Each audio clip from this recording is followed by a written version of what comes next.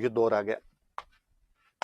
मैंने कहा कि हल्दी घाटी के अंदर जब मान सिंह और आसफ खान हार के चले गए, अकबर खुद आया और अकबर ने खुद ने आके यहाँ पे कमांड किया, लेकिन अकबर भी कुछ ही नहीं कर पाया। उदयपुर का नाम मोहम्मदाबाद करके वापस चला गया। तो अब अकबर ने अपने एक बेहतरीन कमांडर को भेजा था, शाहबाज खान।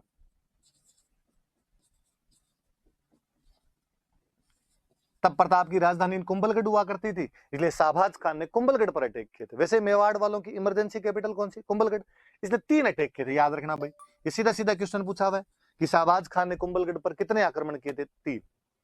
या शाहबाज खान ने 3 आक्रमण कहां पर किए थे? कुंभलगढ़। या कुंभलगढ़ पर 3 आक्रमण किसने किए थे? शाहबाज खान। 77, 78, 79, 3 अटैक किए थे। और कहते भी है भाई कुंभलगढ़ के किले पे कोई कब्जा नहीं कर पाया था, पर शाहबाज खान इस पर एक बार कब्जा करने में सफल हो गया था। 3 अप्रैल 1578 को उसने कुंभलगढ़ पर एक बार कब्जा कर लिया था। प्रताप को यहां से निकलना पड़ा था। प्रताप भान सोनगरा थे, उनको ये किला देके चले गए थे। और वहीं कोल्यारी गांव पड़ता, पास कोल्यारी के पास में एक जगह पड़ती आवरगढ़, और उस आवरगढ़ को अपनी कुछ दिनों के लिए अस्थायी राजधानी बनाई थी। तो कुंभलगढ़ जब छूटा था, जब 3 अप्रैल 1578 को शाहबाज खान कब्जा कर लेता है, उसके बाद कुछ टाइम के लिए उन्होंने आवरगढ़ को अपनी राजधानी बना ली थी। कुल मिलाकर अपने याद रखने वाली बात यह कि अकबर और प्रताप के बीच संघर्ष में 3 अटैक कौन से किले पर किए गए थे? कुंभलगढ़। किसने किए थे? शाहबाज खान ने। कब्जा करने में सफल हो गया था 3 अप्रैल 1578 को। कब कब हमले किए थे? 77, 78, 79। और प्रताप ने उसके बाद कुछ दिनों के लिए अपनी अस्थायी राजधानी कहां पर बनाई थी? तो आवरगढ़ के अंदर अस्थायी राजधानी उन्होंने अपनी बना ली थी। तो थोड़ी ये बात याद रख लेना आप।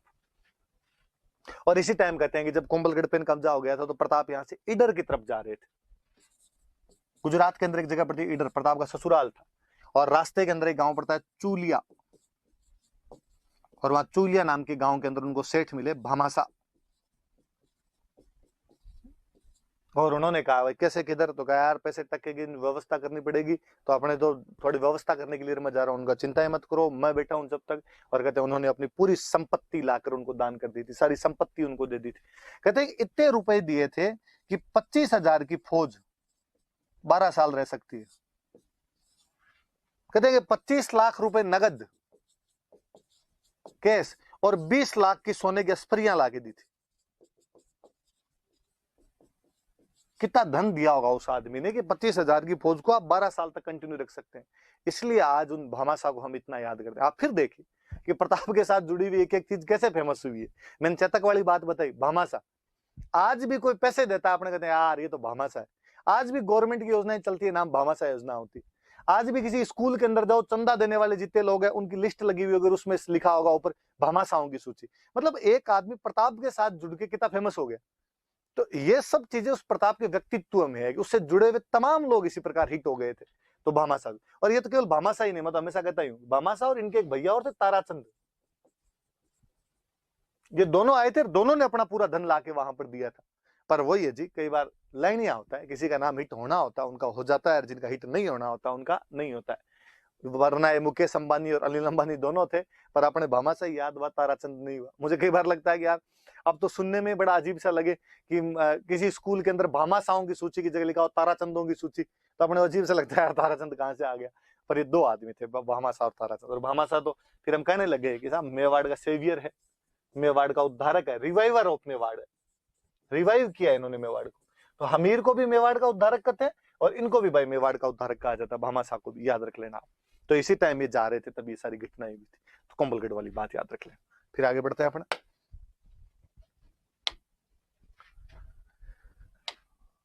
आगे लिखा हुआ एक शेरपुर घटना देखो।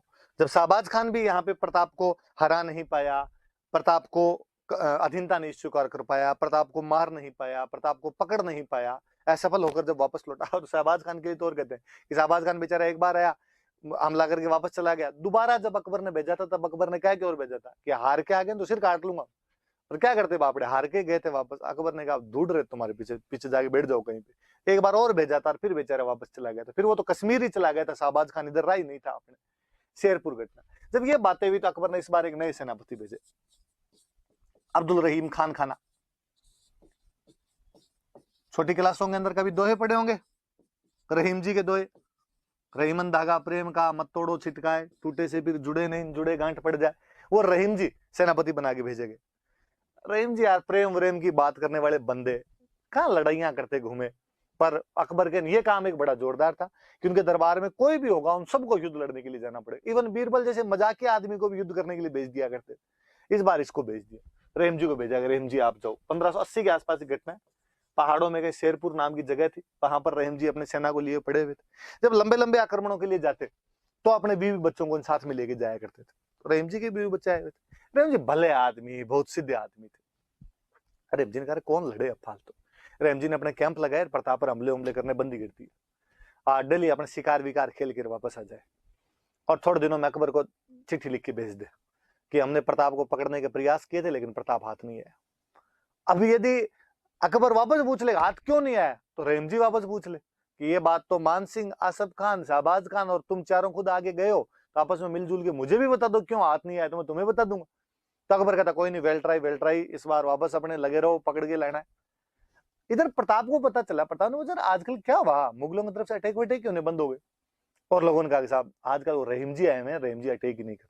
प्रताप ने कहा ठीक है तो अपने छोड़ो। प्रताप पहाड़ों से निकल के थोड़ा समतल भूमि के अंदर आ गया, अपनी सेना वेना में घायल सैनिक थे उनकी इलाज विलाज करवाना शुरू किया, अनाज वनाज इकट्ठा करना शुरू किया, आगे जब भी होगा तब देखेंगे। और ऐसे कहते हैं प्रताप का जो बेटा था अमर सिंह, अमर सिंह को एक दिन मॉर्निंग वॉक के लिए गया होगा, घूमने के लिए गया हुआ था, और उसने देखा कि यार मुगलों वाले जो कैंप है वो थोड़े सुनने से पड़े। वो पास में गया और उसने जाके आवाज लगाई, भाई रहीम जी। अंदर से महिलाओं की आवाज आई कि रहीम जी यहाँ पर नहीं है। कहाँ गए, तो शिकार खेलने के लिए गए। और कोई पुरुष होगा उसको भेज दो, मुझे बातचीत करनी है। कोई पुरुष नहीं है, सब शिकार खेलने के लिए गए हैं। अमर सिंह का सच्ची, तुम आ जाओ सारी की सारी। और कहते हैं अमर सिंह उन सबको गिरफ्तार कर लेता है और गिरफ्तार करके उनको लेके आ जाता है। वो महिलाएं बेचारी डरी हुई उसके पीछे पीछे चली हुई आए अमर सिंह के। प्रताप सामने खड़ा खड़ा देख, प्रताप ने कहा जैसे वो पास मेरे, कौन है, कहां से लाया है। उसने कहा पापा आप छोड़ो, आपके काम की बात नहीं है, मैं देख लूंगा इनको। प्रताप ने बेचारा बदतमीज, बता है कौन, क्या है। उसने कहा और रहीम जी शिकार करने के लिए बाहर गए हुए थे। तो मैं कर लाया शिकार तो। और जैसे ही प्रताप को इस बात का पता चला, कहते प्रताप ने अमर सिंह के थप्पड़ मारा, उन महिलाओं को कहा कि तुम्हें डरने की कोई आवश्यकता नहीं है, तुम मेरी बहन बेटियों की जैसी हो। उनको आराम से रखा वहां पे, रहीम जी के पास वापस भेजा, वापस लेटर लिख के भेजा कि रहीम जी गलती हुई, आइंदा से ऐसा नहीं होगा। वो महिलाएं जब लौट के गई उन्होंने बताया जाके कि प्रताप ने इतना अच्छा बिहेव किया हमारे साथ में, रहीम जी बड़े राजी हुए। और कहते रहीम जी ने तब कहा था कि धर रसी धर्म रसी खपजासी खुरसान, कि एक दिन जो खुरासान के मुगल आए हुए ये एक दिन सब समाप्त हो जाएंगे, लेकिन राणा तुम्हारी धरती और तुम्हारा जो धर्म है ये हमेशा बना रहेगा। यार कोई आदमी दुश्मन की आई हुई महिलाओं को वापस भेज दे, नैतिक रूप से कितना श्रेष्ठ मनुष्य रहा होगा वो। ऐसे उदाहरण बहुत कम मिलते हैं, वरना उस समय दुश्मन की बहू बेटियों को उठाकर लाना और आपस में बांट लिया करना सामान्य सी बातें हुआ करती थी। पर यदि कोई नहीं करता है, कितना महानतम महानतम चरित्र का आदमी रहा होगा वो। प्रताप इसलिए प्रातस्मरणीय हो जाता है कि उसमें ये दूसरे गुण इतने ज्यादा है, पर हमारे इतिहासकारों ने उसके साथ में इतना वो षड्यंत्र रचा है कि केवल एक योद्धा की छवि बना के छोड़ दी गई, जबकि वो एक मल्टी डायमेंशनल पर्सनालिटी बंदा है। उसके इतने आयाम खुलते हैं व्यक्तित्व के कि आप सोच ही नहीं सकते कि वो सेक्युलर है, वो जो अनटचेबिलिटी कहीं ना कहीं उसको दूर कर रहा है, वो महिलाओं के प्रति अच्छी भावना रखता है, वो राष्ट्रवाद की भावनाएं जगाता है, वो एक सेल्फ रेस्पेक्ट वाला बंदा है, वो एक योद्धा है। सब अब भामाशाह जैन है, वो उसके साथ युद्ध में लड़ रहे हैं। हल्दी घाटी वाले युद्ध में भामाशाह लड़े थे। अलग अलग समाज के, समुदाय के, संप्रदाय के लोगों को अपने साथ में जोड़ रहा है, वो संगठन बनाना जानता है वो आदमी। तो कहते हैं अमर सिंह उन बेगमों को बाद में वापस, अमर सिंह जिन बेगमों को लेके आ गए थे, प्रताप ने उनको वापस पहुंचाया था। ये शेरपुर वाली घटना है, थोड़ी सी याद रख लेना बस घटना। आप आगे बढ़ते हैं। देखो वापस अकबर को पता चला कि रहीम जी के साथ ये मैटर हुआ। अकबर ने रहीम जी का, रहीम जी वापस आ जाओ, प्रताप को क्या संभालोगे, लुगाई ये नहीं संभल रही है। और इस बार एक नया सेनापति भेजा गया। अकबर के खुद के अंकल थे सुल्तान खान। इस बार कि आप जाओ और आप जाके प्रताप को पकड़ के लो। सुल्तान खान बड़े शानदार सेनापति थे। सुल्तान खान ने यहां पर आते कहते चौकियां बनाई। मुगलों की 4 चौकियां हुआ करती थी यहाँ पे। एक डूंगरपुर की तरफ एक चौकी हुआ करती थी देवल, एक उदयपुर की तरफ एक चौकी हुआ करती थी देबारी, पाली की तरफ एक चौकी हुआ करती थी देसुरी, और अपने राजसमंद अजमेर की तरफ एक चौकी हुआ करती थी दिवेर। कैंप यह था। दिवेर वाला कैंप था, यहाँ पे मुगलों का पहरा सबसे कड़ा था और चारों तरफ से घेर के, चारों तरफ चारों कोणों के अंदर बनाई, प्रताप को इसे बाहर नहीं निकलने देंगे अपने। और प्रताप पहाड़ों के अंदर जाके बैठ गया तो मुगल सेना को और कॉन्फिडेंस बढ़ा कि अरे यार डर गया इस बार तो अंदर जाके बैठ गया यार, कब तक अंदर बैठा रहेगा, एक दिन तो अपने यहाँ से बाहर निकलना ही पड़ेगा अनाज पानी के लिए, और अपने पकड़ लेंगे या उसको मार देंगे या संधि करवा लेंगे या पकड़ के ले जाएंगे उसको।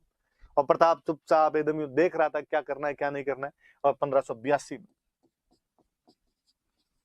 एक दिन अचानक अपने बहुत थोड़े से सैनिकों के साथ प्रताप सर्जिकल स्ट्राइक करता है। उस दिवेर नाम की जगह पर एक बेहतरीन युद्ध लड़ा गया। हल्दी घाटी के 6 साल बाद में वहां दिवेर में सुल्तान खान के खिलाफ इस बार वापस प्रताप की एक छोटी सी टुकड़ी वहां पर अचानक औचक हमला करती है उनके ऊपर।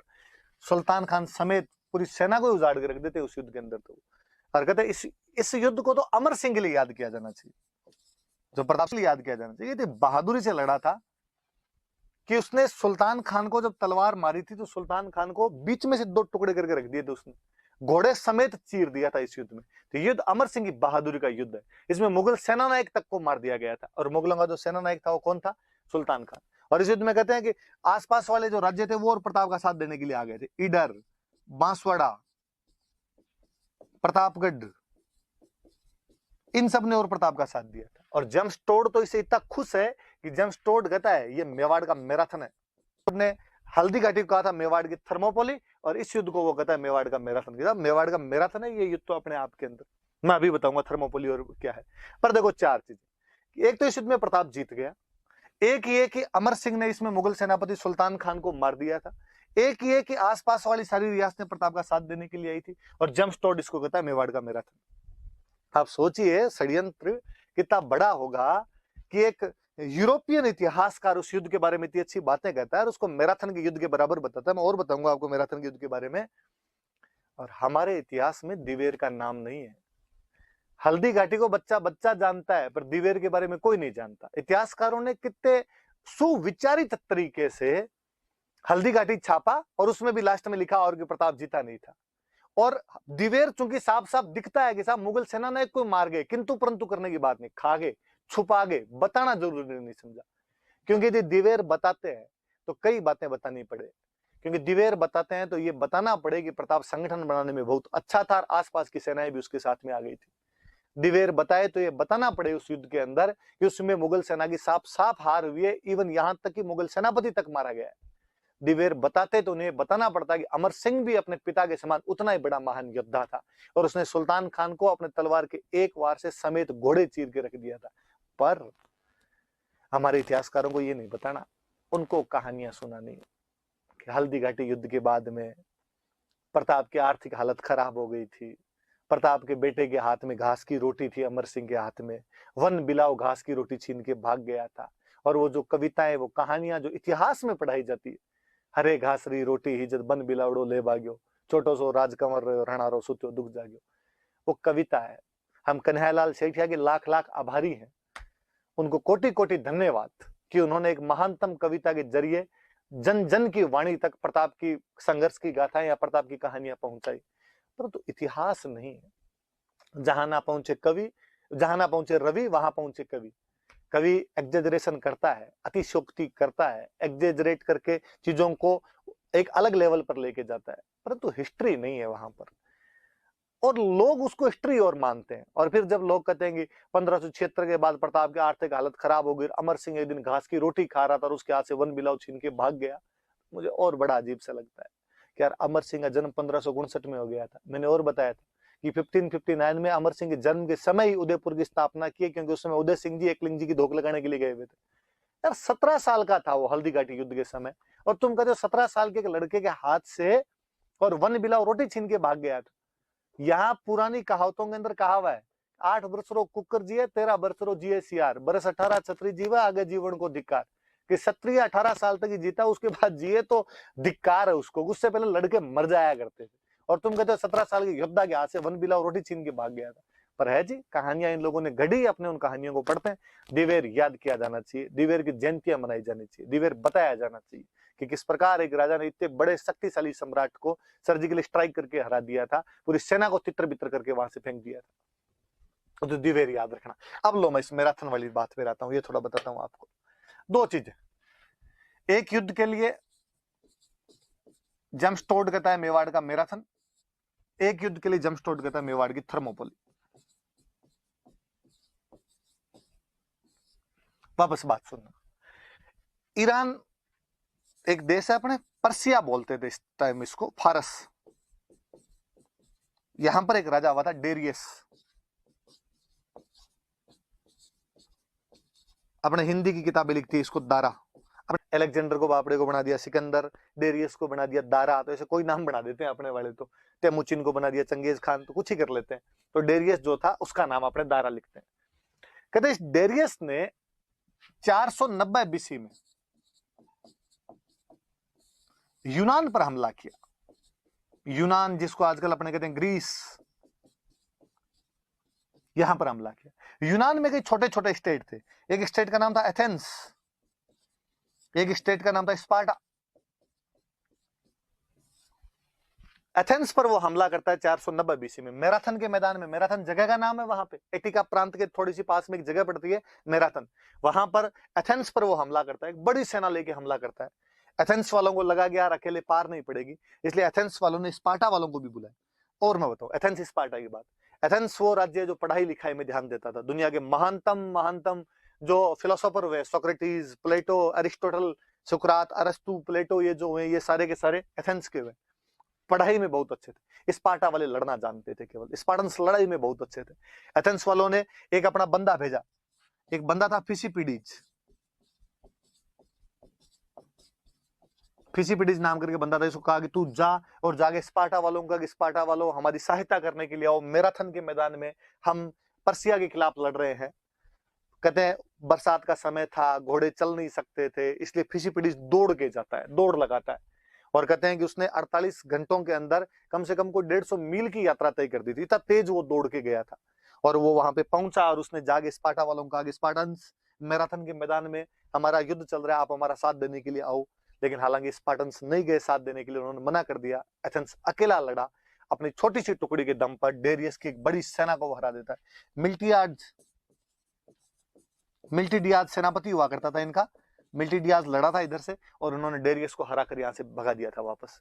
जेम्स टोड कहता है जिस प्रकार एथेंस की एक छोटी सी टुकड़ी ने उस मैराथन के मैदान में एक बाहुबली सम्राट डेरियस की सेना को वापस भगा दिया था, कुछ उसी प्रकार प्रताप की एक बहुत छोटी सी टुकड़ी ने दिवेर के उस मैदान के अंदर सुल्तान खान की एक बड़ी सेना को हरा दिया था, मुगल बादशाह अकबर की एक बड़ी सेना को हरा दिया था। वो कहता है दिवेर मेवाड़ का मैराथन है। फिसिपिडीज दौड़ के गया था, मैराथन के युद्ध में बुलाने के लिए गया था, लंबी दूरी तय की थी मैराथन के युद्ध में एथेंस स्पार्टा वालों को बुलाने के लिए। इसलिए आज भी हम लंबी दौड़ जितनी भी होती है उन सबको हम मैराथन की दौड़ कहते हैं।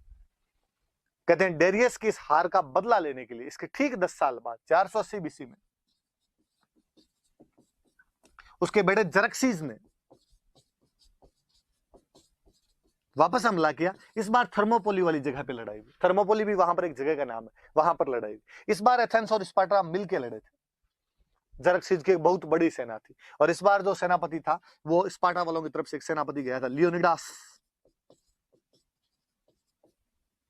लियोनिडास नाम का एक सेनापति गया था। और कहते हैं सेना हालांकि वैसे 10,000 की थी, पर स्पार्टन्स उसमें 300 ही थे।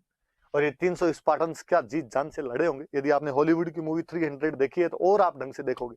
ये जीत जान मतलब प्राणों की अंतिम बाजी लगा दी थी अपने देश को बचाने के लिए। जेम्स टोड कहता है जिस प्रकार उस थर्मोपोली के मैदान के अंदर मात्र कुछ थोड़े से लोगों ने अपने देश को बचाने के लिए जी जान लगा दिया था, उसी प्रकार हल्दी घाटी के मैदान में उन मेवाड़ के योद्धाओं ने अकबर जैसे एक बड़े सम्राट की सेना को हराने के लिए अपना सर्वस्व त्याग कर दिया था। इसलिए वो कहता है हल्दी घाटी मेवाड़ की थर्मोपोली है, वो कहता है दिवेर मेवाड़ का मैराथन। तो ये बात याद रख लेना भाई। तो आप 300 मूवी देखोगे तो उसके अंदर आप चीजें और देख लोगे। तो आपको कि ये थर्मोपोली और इनको ये क्यों कहा जाता, तो उसके पीछे रीजन ये।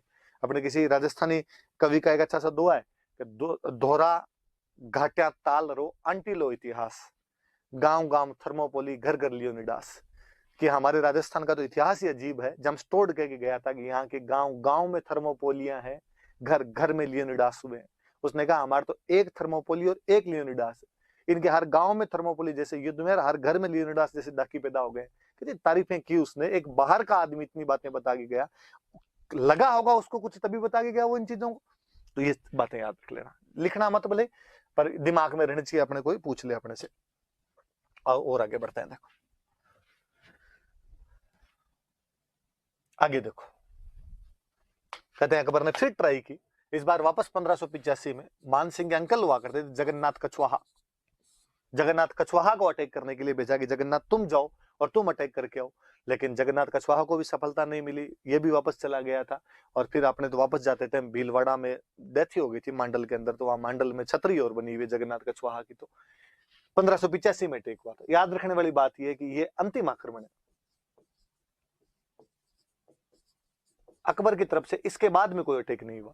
तो पूछे अकबर की तरफ से प्रताप पर अंतिम सेनापति कौन आया था, तो अंतिम सेनापति जो आए थे वो थे जगन्नाथ कछवाहा, अंतिम सेनापति के रूप में आए थे यहाँ पे। 1585 में आक्रमण किया था, लेकिन उनको भी सफलता नहीं मिली थी। हालांकि इस बार प्रताप को गुस्सा है, और प्रताप ने कहा यार ये कछवाहे क्या मांगते हैं, कभी मान सिंह आ जाता है, कभी भगवान दास लड़ने के लिए आ जाता है, कभी माधो सिंह आ जाता है, कभी जगन्नाथ आ जाता है। और प्रताप ने इस बार आमेर के इलाके पर कब्जा कर दिया था, और आमेर का एक सबसे व्यापारिक केंद्र, जो मुख्य व्यापारिक केंद्र था, मालपुरा था। कहते हैं प्रताप ने मालपुरा पर आक्रमण किया था और यहाँ पे कब्जा कर लिया था, मालपुरा पर अधिकार कर लेता है। तो ये बदला लिया था उसने कछवाहों से।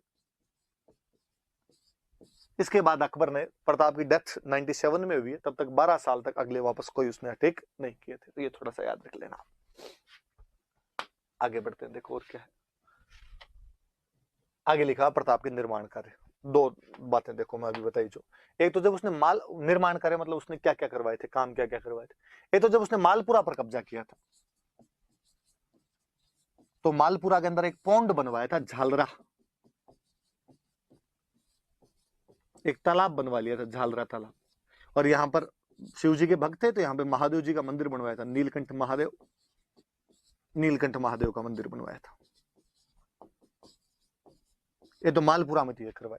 फिर जब प्रताप पर अटैक होने बंद हो गए थे, तो प्रताप बाहर निकल के आया था, और बाहर निकल के आगे उसने अपनी एक नई राजधानी स्थापित की थी, चावंड। चावंड नाम की जगह, यहाँ पर नई राजधानी स्थापित की। यहाँ पे खूब सारे निर्माण कार्य करवाए। यहाँ उसने एक चामुंडा माता का मंदिर बनवाया, यहाँ उसने महल बनवाए, पैलेस बनवाए, बावड़ियां बनवाई, खूब सारे निर्माण कार्य वगैरह करवाए थे उसने चावंड के अंदर। तो ये प्रताप के निर्माण कार्य। फिर चावंड में सबसे याद रखने वाली बात कि ये चावंड से आर्ट की बात आई, तो मैं एक और बताऊं, यहां से मेवाड़ की पेंटिंग शुरू होती है। हालांकि पहले से पेंटिंग हो रही थी, लेकिन फिर भी जो मेवाड़ पेंटिंग का जो इंडिपेंडेंट फॉर्म यदि कहीं से डेवलप होता है, तो वो चावंड से होता है, प्रताप के टाइम में होता है। और वो जगह कौन सी है, तो वो चावंड है। और जो मुख्य चित्रकार था उसका नाम था नसीरुद्दीन। देखो क्या षड्यंत्र है कि प्रताप का नाम आते अपने दिमाग में केवल उसकी एक छवि आती है, वॉरियर्स, लड़ने वाला राजा, क्योंकि पढ़ाए वो गया। दूसरी चीज इसलिए नहीं पढ़ाई गई क्योंकि यदि ये बताते कि प्रताप ने आर्ट एंड कल्चर के डेवलपमेंट भी किया गया था, तो हम पूछते कि कौन सी, तो जैसा पेंटिंग, तो एक तो उसका एक अलग आयाम खुलता है, एक अलग डायमेंशन अपने को पता चलता है कि साहब वो एक कल्चर को प्यार करने वाला बंदा भी था। फिर दूसरी बड़ी बात, फिर पूछते यार पेंटर कौन थे, तो कहते पेंटर तो नसीरुद्दीन था। झक मरा के लिखना पड़ता कि सेकुलर राजा था। उनको वो सेकुलरिज्म एक साइड में दर्शाना इसलिए खाई गए। बाकी नासिरुद्दीन जैसा चित्रकार उसके दरबार के अंदर हुआ करता था। ये भी अपने आप में गौर करने वाली बात है, ध्यान देने वाली बात। याद रखना कि प्रताप का चित्रकार कौन था, नासिरुद्दीन था। कहां से चित्रकला की शुरुआत की थी, चावंड से। और चावंड में उसने चामुंडा माता का मंदिर बनवाया था, महल बनवाए थे, बावड़ियां बनवाई थी। मालपुरा के अंदर उसने झालरा पौंड तालाब बनवाया था, और एक नीलकंठ महादेव का टेम्पल बनवाया था। और पढ़ते हैं देखो, और जब कहते हैं प्रताप या उसने शांति काल के अंदर ही बिताए थे, अपने 12 साल शांति काल के अंदर ही बिताए थे। मतलब इवन वो कितना महान राजा रहा होगा। कहते हैं कि उसने वे सैनिक जो शहीद हो गए थे उनके परिवार वालों के पुनर्वास की व्यवस्था की थी। जो आज जो आप पढ़ते हो ना कि शहीदों के परिवारों को प्लॉट मिला, शहीद के परिवार को पेट्रोल पंप मिला, ये उस टाइम प्रताप कर रहा था। ये सब बातें वीर गति में जितने प्राप्त हुए उनके बच्चों का मैं ध्यान रखूंगा। तब जाके जनता जुड़ती है साथ में, तब जाके जनता को लगता है कि नहीं, हमारा राजा हमारे लिए लड़ रहा है, हम इसका पूरा पूरा साथ देंगे। तब ये सब चीजें आती है। और पढ़ते हैं देखो आगे, तो याद रखना कभी आंसर के अंदर लिखना कि उसने शहीदों के परिवारों के लिए क्या क्या व्यवस्था कर दी थी। आगे आगे लिखा हुआ है उसके दरबार में विद्वान कौन कौन थे, थोड़े पढ़ लेते हैं। देखो इस बार मेंस में क्वेश्चन था। जैसे एक विद्वान थे इसके दरबार में, चक्रपाणि मिश्र।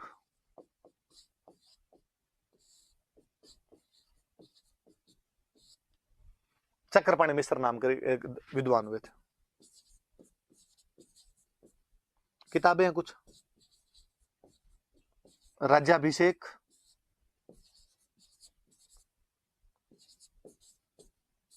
मुहूर्तमाला और विश्व वल्लभ, ये कुछ किताबें लिखी थी। कौन कौन सी होगी? राज्याभिषेक, मुहूर्तमाला और विश्व वल्लभ। राज्याभिषेक नाम से पता चलता है, राष्ट्रतिलक कैसे किए जाते हैं उनके बारे में। मुहूर्तमाला ज्योतिष एस्ट्रोलॉजी जो होती है उसकी जानकारी देती है। याद रखने वाली ये विश्व वल्लभ, इस बार मेंस में क्वेश्चन था। ये बगीचों की जानकारी देने वाली किताब है। हॉर्टिकल्चर, उद्यान विज्ञान, हॉर्टिकल्चर की जानकारी जिस बुक से मिलती है विश्व वल्लभ है।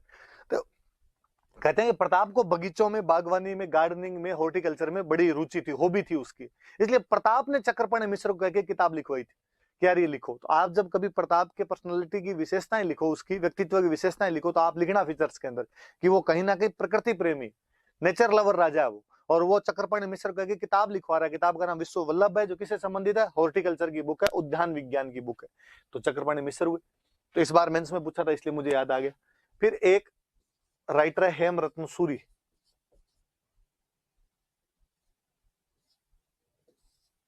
हेमरत्न सूरी नाम करके, सूरी मैंने बता दिया, जैन राइटर। किताब लिखी थी गोरा बादल री चौपाई। आप गोरा बादल अपने पहले वीडियो में पढ़ चुके थे, बार पहले पढ़ा था गोरा बादल के बारे में, देख लो। तो गोरा बादल वाली बात है 1303 की, याद अभी तक रखी जा रही। और ये तो और मुझे बड़ा जोरदार लगता है कि प्रताप ने हेमरतन जी को कहा कि हेमरतन जी यार गोरा बादल अपने मेवाड़ के बेहतरीन सेनापति हुए हैं, उन पे बुक लिखो। उनका साहब लिख देंगे। पद्मिनी पे भी लिखी थी उन्होंने, पद्मिनी चौपाई भी लिखी थी। चौपाई मतलब 4-4 लाइन है जिसमें होती है चौपाई, 2-2 लाइन है जिसमें होती है दोहे। उनका मैं लिख दूंगा, पर मैं जितने दिन लिखूं मेरे घर परिवार का खर्चा कैसे चलेगा, और इस बुक का खर्चा कौन देगा? तो भामास आगे भाई जो ताराचंद थे वो बैठते, उन्होंने कहा अरे क्या बात कर दी यार, मैं दूंगा इसका सारा खर्चा, आप तो किताब लिखो। तो हेमरतन सूरी ने किताब कौन सी लिखी? गोरा बादल री चौपाई। एक दरबार में थे सादुलनाथ त्रिवेदी, और सादुलनाथ त्रिवेदी के बारे में और नहीं एक जानकारी याद रखनी, सादुलनाथ त्रिवेदी विद्वान आदमी थे। इनको प्रताप ने गांव दान में दिया था, मंडेर, मंडेर की जागीर दान में दी थी। और इसके लिए बाकायदा एक पूरा अभिलेख है, 1588 का उदयपुर अभिलेख है, उदयपुर इंस्क्रिप्शन है, जिसके अंदर ये लिखा हुआ है कि प्रताप ने सादुलनाथ त्रिवेदी को मंडेर नामक गांव दान के अंदर दिया था, डोनेट किया था उनको गांव। अब काम की बात क्या है? काम की बात यह है कि जब हम ये कहते हैं कि हल्दी घाटी वाले युद्ध में अकबरन जीत गया था, तो जब इतिहासकारों ने वापस जब इस पे शोध किया, जब रीराइटिंग ऑफ हिस्ट्री हुआ, तो लोगों ने कहा कि यदि यार उस युद्ध में अकबर जीत गया था तो वो आसपास की जमीन भी अकबर ने जीत ली होगी, और यदि जमीन अकबर ने जीत ली होगी तो फिर ये कैसे हो सकता है कि पास के गांव की कोई जमीन प्रताप किसी को दान के अंदर दे? मंडेर वहां के एकदम पास का गांव है। तो ये उदयपुर वाला जो अभिलेख है मंडेर जागीर देने का, ये भी सबूत है अपने आप में कि हल्दी घाटी युद्ध के अंदर प्रताप जीता था, इसलिए जमीन उसके पास थी। जमीन उसके पास थी तो वो सादुलनाथ त्रिवेदी को मंडेर गांव की जो जागीर है वो दान के अंदर दे रहा है। और फिर चारण कवि थे इसके दरबार में, एक थे माला सांदू और एक थे रामा सांदू। इनके नाम भी याद रखना भाई। सिंपल कभी कोई पूछ ले कि माला सांदू और रामा सांदू जो चारण कवि थे वो किसके दरबार में थे, तो प्रताप के दरबार में माला सांदू और रामा सांदू थे, ये दरबारी विद्वान। चक्रपाणि मिश्र की 3 किताबें, राज्याभिषेक, मुहूर्तमाला, विश्व वल्लभ। विश्व वल्लभ का सब्जेक्ट याद रखना है हॉर्टिकल्चर। हेमरतन सूरी की किताब गोरा बदल दी चौपाई, इसका पूरा खर्चा भामाशाह के भाई ताराचंद ने दिया। सादुलनाथ त्रिवेदी को मंडेर की जागीर दी गई, जिसकी जानकारी 1588 के उदयपुर इंस्क्रिप्शन से मिलती है। और 2 चारण कवि है, चारण पोइट है, एक का नाम है माला सांदू, एक का नाम है रामा सांदू। फिर तो एक लास्ट बात बची अपने कि प्रताप की मृत्यु, तो कहते हैं 19 जनवरी 1997 को प्रताप की मृत्यु हुई थी, 1597 को, सॉरी, वही चावंड में। ऐसा कहा जाता है कि वहां पर एक धनुष को खींच रहे थे, उस धनुष को खींचते समय पीछे गिर गए थे। कुछ तो कहते हैं आंत के अंदर लग गई थी, कई कहते हैं पीछे गिरे थे तो सर में लगी, खून का क्लोट बन गया था, उसके बाद उनकी डेथ हो गई थी। पर जैसे भी हुई, जो भी हुई, चावंड में उनकी डेथ हुई थी 19 जनवरी 1597। वही चावंड के पास में एक जगह पड़ती है बांडोली, वहां पर प्रताप की छतरी बनी हुई,